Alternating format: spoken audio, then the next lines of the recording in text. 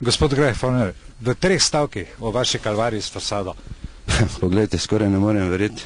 Pred več kot mesec nisem naročil Weber fasado, s katero sem mislil, da sem kupil najboljšo fasado. Vendar sem se globoko vštel. Kup nepravilnosti se je pojavilo pri dobavi te fasade, od stiropora do ostalih del, ki so dodatna, tako da zdaj dobesedno opravljam fasado 2-krat.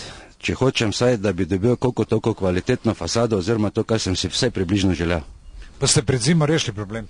Jaz se bojim, da ne, ker vreme stiska, čeprav sem pristojne na firmi Weber, opozarja več kot 3 tedne, oziroma zdaj že 4. teden, dopisi sem, dopisi tja, ni posluha, dobesedno nisem vedel več, kaj naj napravim, kot da dam to v javnost. In pa vašem krivec? Firma Weber, tam, kjer sem naročil to fasado.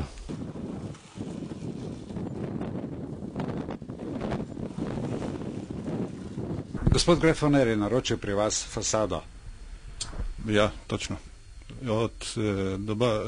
Zahtevajo fasado najboljše kvalitete, ker smo potem po posvetovanjih nekako prišli do te fasade, ki jo dobavlja Weber d.o.o., da bi bila najbolj kvalitetna in izolativno najbolj ugodna. Je dobil vredno robo? Ne, nikakor ne. Kako vi ocenjujete to dejanje Webera? Jaz ne bi zdaj toliko kritiziral material, ker možne so napake v proizvodno, to vsi vemo, da vsaki dela lahko greši, ampak reševanje te reklamacije je bilo skrajno nekorektno, skrajno neprofesionalno, teda z takimi reševanji se ne strinjam. Jaz sem pač Pragmato postavil obvestilo,